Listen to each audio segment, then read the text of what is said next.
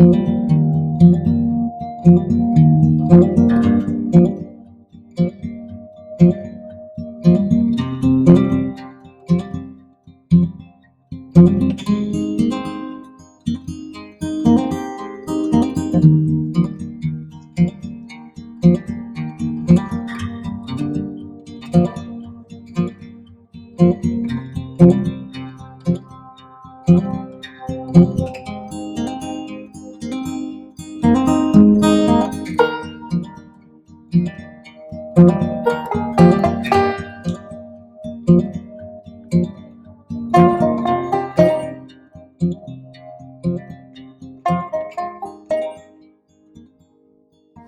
don't go in.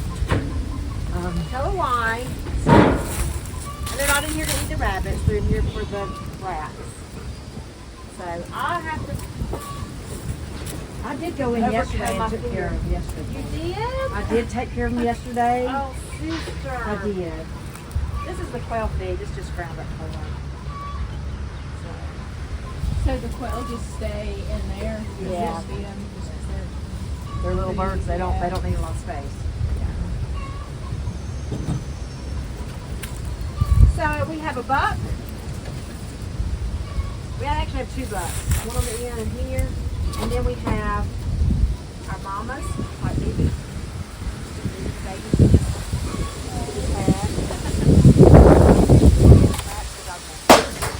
Some of them scream when you take them out. These are called silver falls rabbits. And Rabbit poop and goat poop is cold manure, and you can drop it in a pot of soil and put everything vegetables planted on out here has rabbit poop under it. our raised beds. Deannette showed you the compost back there. That's Yeah. that's the cow poop from last year. We had 2 mounds. One's in the pasture and one's right here. That Eric pulls out with the tractor and builds it up. We spray it with water, cover it with a tarp. The heat, you could actually see the heat come off of it, and it can catch fire if you're not careful. Really? Yes, Huh. it can. And we wet it and cover it. It Go out, breaks go down. out, You go take it out. off after a month or so. Flip it some, cover it back, wet it again, cover it back up. You do that, and so see, like that compost will be ready, like in the spring probably. Oh, huh? A hen? I was looking for. Where's she at? She's under the cliff. Oh. It'll be ready to put in the pasture, in the garden, or in the raised beds. So there we go. So the actual structure didn't have the sides to it. It was the 4-post base, and the roof was actually just down at my mom and dad's house, and it was it held wood for my daddy's fireplace. That's all it was. It was just 4 posts. It was big. It was this size. But we took it apart, the roof off of it, and hauled it down here on a trailer.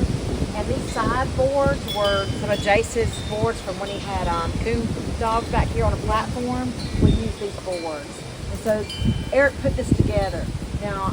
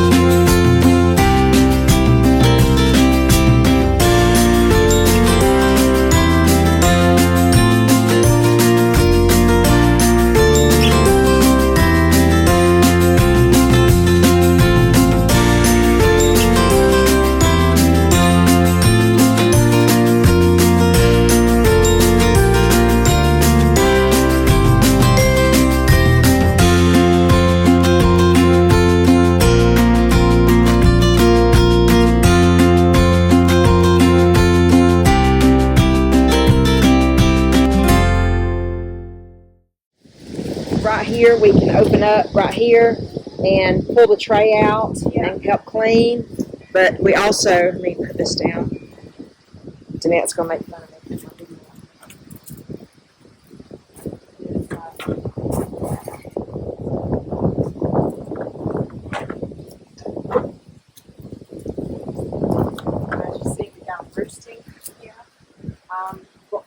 cedar wood that we kept, and we made little roosts where they come in at night and they roost up there. You know, we got the netting up to help try to keep the critters out, as much as we can. So I think that's helped a lot. And we had an old window we put in. But like next week, the month of October, we'll come in and clean this all out. We've got to get rid of wasp nest.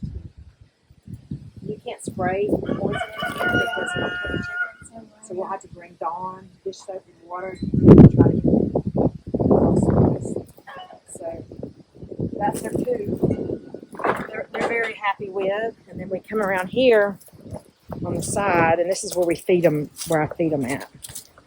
Move, Murphy. So over here, spider webs everywhere.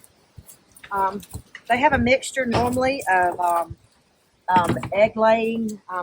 It's called 22 layer. It's just pellets that helps them lay good eggs. And we usually have cracked corn in there, but here.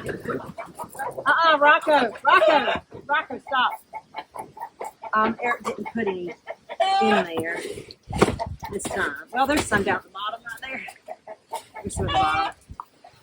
So he made 2 of these pipes that run down, and you can't really see it from here, but they come down and they L, and the chickens can get the feed out from under here. You can see there's one rooster in here, right there. Yeah. One rooster with all the hens. And we've got him mainly because when we want to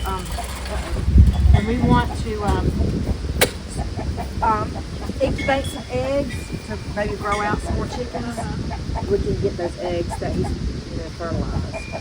So, but they'll stay in here, and Peg will give them sometimes a little block of eggs to peck on and stuff like that. But they stay in here.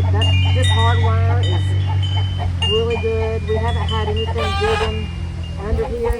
Where did you get this? This is something you can get it from Tractor Supply or Rural King. It's just called hardwire. It's on a roll. It's on a roll. So yeah, they have all kinds of things. But some of the videos we watched, they said take the hardwire into the ground and out so that nothing will scratch. We haven't had any predators this far to mess with our chickens at all. And this is only dug out because the hens are digging for the inside. And they're dusting right there. They look like they're molting because all their feathers.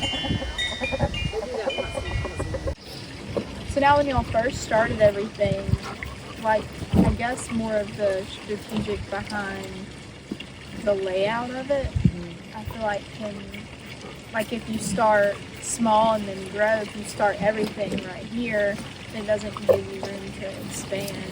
You can. Anything can be moved. Oh, okay. Right. Anything can be moved. This has always been our garden, but when my dad was alive, this is about the plot. It even extended back to here. Our land stops right back here. Yeah. We wish we owned that. Yeah. we missed the opposite of that.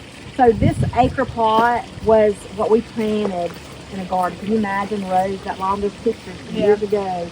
Potato rows all the way to the tree line, or pea rows, and it's overwhelming. Yeah. You're like, why do I want to spend all day? So then, the last couple of years, we started learning about crop rotation and smaller plots are easier to manage. Yeah. Or if not more. So, that would be something you would, before you started the garden, research. You could start off with 150 by 50 plants. Yeah. And you can put, even in the raised beds up there, for you, plants, right? Yeah. I can't remember which one you were raising.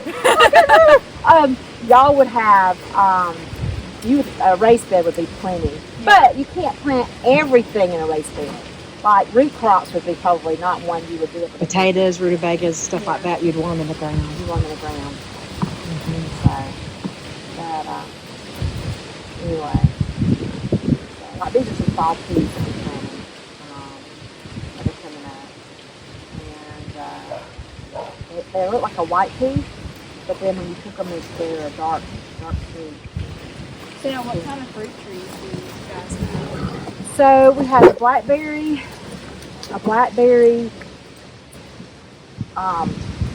vineyard, I guess you call it, from there to there. And then on this side, there's plum tree right there. I think there's 2 plum trees right Yeah. there. And then they go into peach trees are the biggest ones. 1, 2, 3. And the last 2 are they're new ones, mulberry. One's a mulberry, and the other one is just mulberry. And then of course we bought a bunch of peach trees that are planted up in the floor. Yeah. So anyway, so we have a multitude.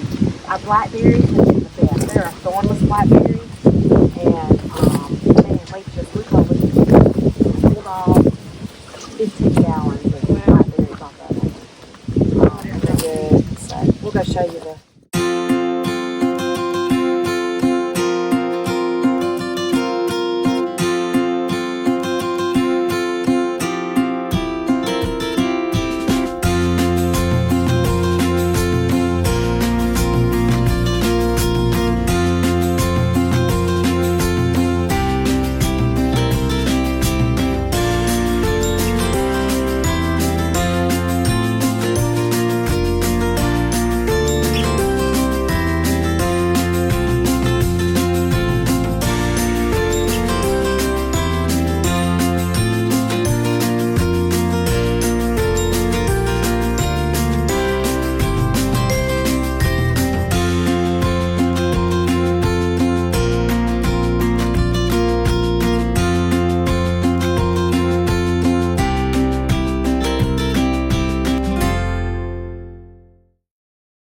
Yeah. There. It's so interesting that, like, when I was in Birmingham, they had all the surrounding areas came together to make this big farmers market. The fruit there was phenomenal. And then it's like you go to the grocery store and you try to get the same fruit, and it's like, you can't even enjoy it because you kind of taste Well, it. they picked it too early so Yeah. that they can harvest it and get it to the stores.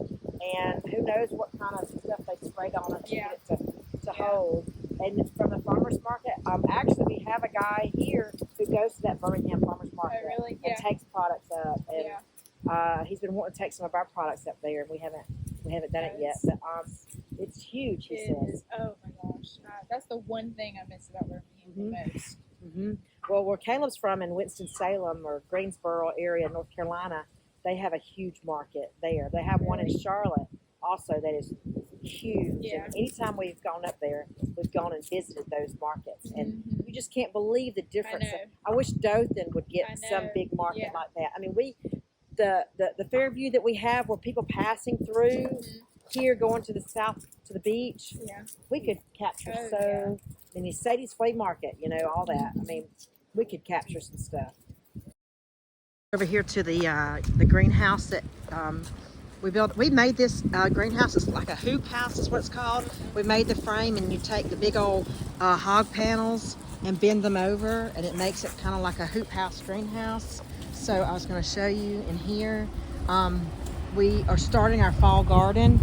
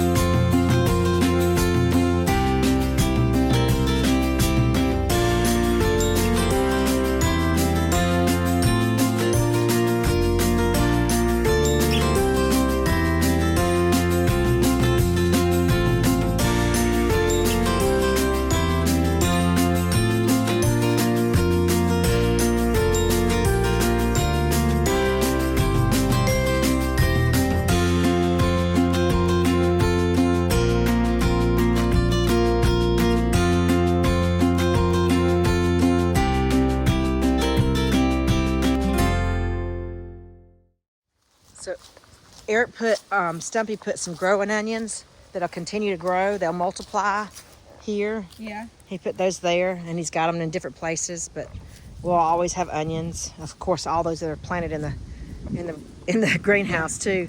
But we got broccoli over here. You said you wanted to get some stuff. So Yeah, what? so I want to show her your pantry. Oh, Lord. Can we go show her your pantry? Yeah, just don't judge. Just don't judge, sister. I'm not cleaning until tomorrow. You're so funny.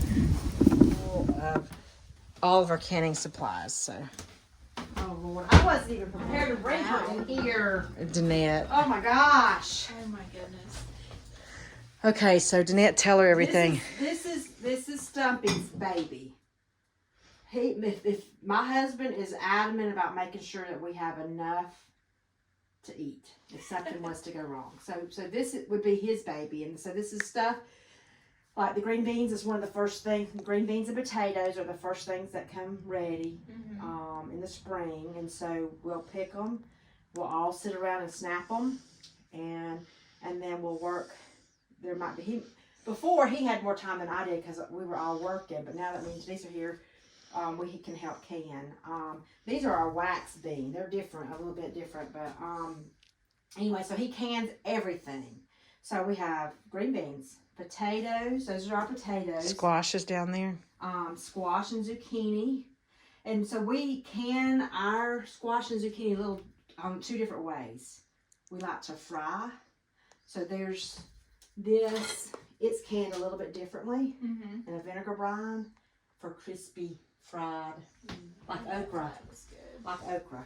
And you do equal amounts of cornmeal, equal amounts of flour, and you pour the juice off, rinse it because it's a vinegar brine, and when you fry it, because you know sometimes when you fry okra, or not, well, okra too, but squash, it's soggy. This doesn't happen. In fact, you fried some yesterday, and we took that to the lady, to Mom, and it's delicious. This is beef broth. Oh no, I'm sorry. This is actually chicken broth. And it looks dark, but it's rich and fat. He's canned. Yeah. It looks nasty, but it's very flavorful. And then there's the second way. Stewed squash that you could just make casseroles with. And stuff like that. Tomatoes, black eyed peas. We've even canned Brunswick stew so that if anything happens, you just dump it out and eat. The okra's the same way. We did pears for cobblers or stuff like that. Tomatoes, more Brunswick stew. Rabbit over here. Yeah, right. I don't like to look at that. I'm sorry. Okay, so if you saw canned chicken for what it looks like in a store, you would go gross. Yeah. So because you can't see it, you don't think anything about it. But that's canned rabbit. That would be a canned rabbit. And when you open it, it smells just like canned chicken. Yeah. The broth is rich. He does some with bone and some without, but this could be dumped in for chicken salad, a casserole if you wanted to make real quick, or something like that. But he keeps us in chicken broth because that's something we use a lot of. And is this the beef broth? There's probably, or bone broth is what he calls it. Yes. Yeah. This would be off of was this Big Mac? This would be Big Mac, yeah. That he made. So this would be a beef broth that he. Because a lot of recipes call for that stuff. She has her buckets of different grains that she buys that we do. Like we have rice and what all do you have down there, Janine? So this would be white rice that I bought from Ashore. And right before I bought all my stuff from Ashore, just after I purchased all this, that plant caught on fire. It's one of those plants that suspiciously caught on fire. Oh, you got in here. So the door part. So I buy these, and these are they seal. They're called gamma lids. These are gamma lids. I love these the best because they pop off. So I've got kidney beans, whole barley, green lentils, pinto beans. Pinto beans. Like I'm gonna do a pot. We're having a Bible study here Friday night, so I'm gonna make a pot of chili. For then your salt behind you buy real salt. Right. We bought it. He wants to purify some meat. So this comes out of Idaho. It's got moisture in it. But that's just real salt. There's no additives in it. It's pure salt. It's crazy because people don't realize how the salts in the stores are like stripped of all the minerals. All the minerals, absolutely. So this is from Redmond salts. I've heard of Redmond. This is the durum wheat. Which makes bread with. This is what? No, this is not. Not. This is what I do my pasta with. Oh. So it comes to this durum wheat berries. And if you've ever looked at the ingredients for pasta, durum wheat's one of them. I have A miller. a miller that mills it, so you just dump the berries down in there and it mills it into flour. I have hard red wheat. It's in one of these. Probably, I'm not sure. One of these is hard red wheat. And it's the berries just like this that you would grind. Yeah. And that's what I make bread with. If I'm going to make bread or buns. He made tomato sauce out of our tomatoes this year. These are from, you can get, these are the buckets from Lowe's. And they're supposed to be good sealed lids, but I like these better because you can get in them when you buy them from bread bakers. Look, there's pinto beans. Yeah. Oh, he made some of those the other day with ham in them. Oh my gosh. So good. Yeah, no. And then we canned our Pickles. white peas. Canned our white peas. Normally we put them in the freezer. So now, where did you learn all of this about like preserving and? My grandmother. Uh-huh. Now when growing up, we were forced because there were four of us. Hey, I don't say forced, but we grew up in a home that our parents made us help with. Right. Yeah. But Harvesting vegetables. They didn't can. They did not can. So a lot of the YouTubers that Eric watches, or Stumpy, at least say Stumpy, so you'll know who I'm talking about. He learned a lot from watching them. Yeah. And so Hurricane Michael really screamed at us about not being prepared. We were without electricity. Well, you lose everything in your freezer. Yeah. So he said, I need to start canning stuff so that if we do lose electricity, then we have food to eat. Yeah. And so this looks dark, but it's really good. You just add this tomato sauce, pasta sauce that we made with our own tomatoes. He let it roast just a little bit longer than I like it Yeah, it's roasted, a little. though. He put it in this, those big old roasters. You just turn on low and then let it sit for a couple of days. Yeah. This is a little long, but it's still good pasta. Sauce. And, pasta sauce. But I mean, we got canned tomatoes so pretty much anything. He dries out his seeds to reuse, and we of course save our bottles and all of our canning equipment. Part of it anyway. The rest of it. If you're going to can and you want to spend the money, that right there, that canner right there, is what you want to go with. Not the Presto from the store. It's about $300 and something. Yeah. But it's the best canning. It will last you a lifetime. You want to know why? It has no seal. Has no seal, and it locks. So when you put it on, you lock it, screw all those on tight. You let your water in there come to a boil. You have a full head of steam coming out of here for 10 minutes.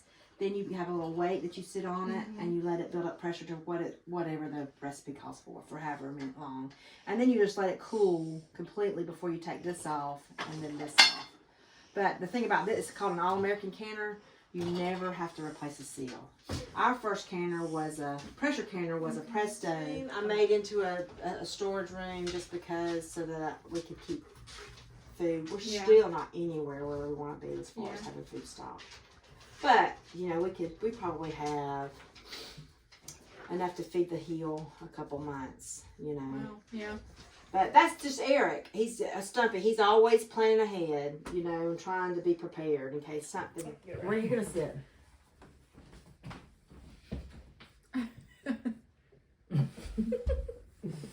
I'll squat.